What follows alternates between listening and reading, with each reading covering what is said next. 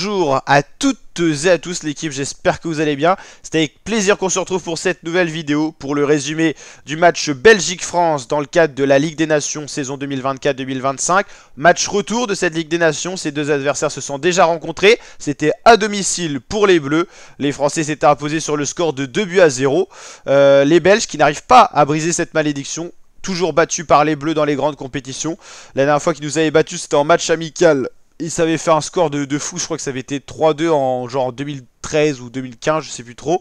En tout cas, là, on avait le retour à domicile pour les Belges face aux Bleus, avec un match à enjeu pour cette Liga de la Ligue des Nations. Donc les Belges ont très bien débuté le match, 15-20 minutes, incroyable du côté des Belges, mais pas de but de marqué, un manque de finition vraiment qui s'est fait ressentir.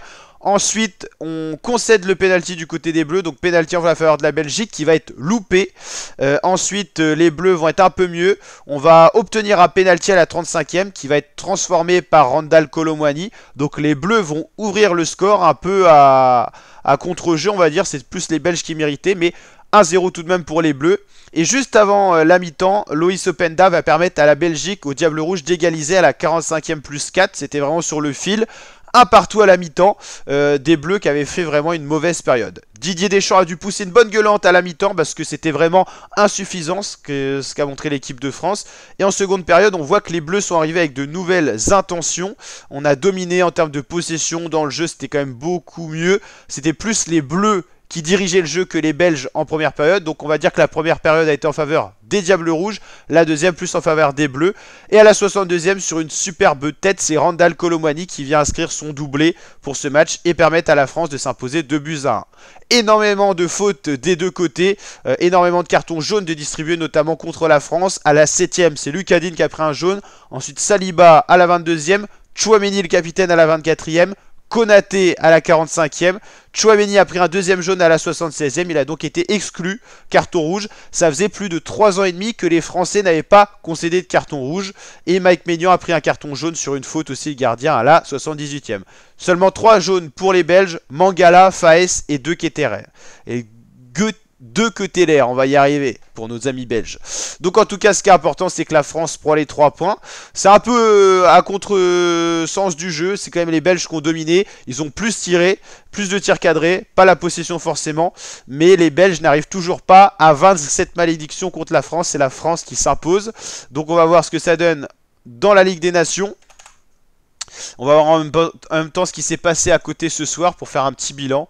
On suit ça avec plaisir sur la chaîne. Donc le groupe 4, l'Italie a battu l'Israël en parallèle, 4-1. Ça a été un très beau match de la Squadra Azzurra. Donc l'Italie qui reste en tête du groupe. La France qui reste à proximité de l'Italie avec cette victoire, 9 points tout de même. Il y aura un incroyable match France-Italie, ou je sais plus si ce sera pas Italie-France, à la toute fin en plus dans cette poule-là. Ça sera Italie-France le 17 novembre, alors qu'il y aura un Belgique-Italie avant. Donc il y aura quand même beaucoup d'enjeux si la France vient s'imposer face à l'Israël et l'Italie face à la Belgique. En tout cas, ça sera incroyable.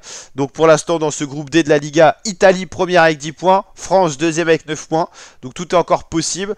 La Belgique troisième avec 4 points. Là, il s'éloigne des possibilités de sortir des phases de poule, et l'Israël quatrième.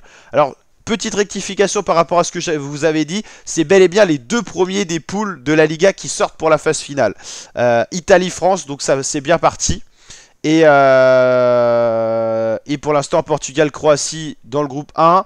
Du côté du groupe 3, l'Allemagne a battu les Pays-Bas aujourd'hui. Et 6, 7, 8, 9, 10, 11. Ils ne sont pas encore officiellement qualifiés pour le tour suivant. Mais c'est bien parti pour l'Allemagne. Les Pays-Bas, ils sont accrochés par la Hongrie qui a battu certainement la Bosnie-Herzégovine. Et on attend les matchs du côté du groupe 4 de la Liga. Donc voilà, pas mal de points de prix à droite, à gauche. Sinon on fera un bilan, voilà tout ça. En tout cas, si cette vidéo vous a plu, la team, n'hésitez pas à la liker, à vous abonner, à activer la cloche. On suit en intégralité tous les matchs de l'équipe de France et ceux de la Ligue des Nations. Et je vous dis à très bientôt la famille pour de prochaines vidéos. Tchalala, ciao.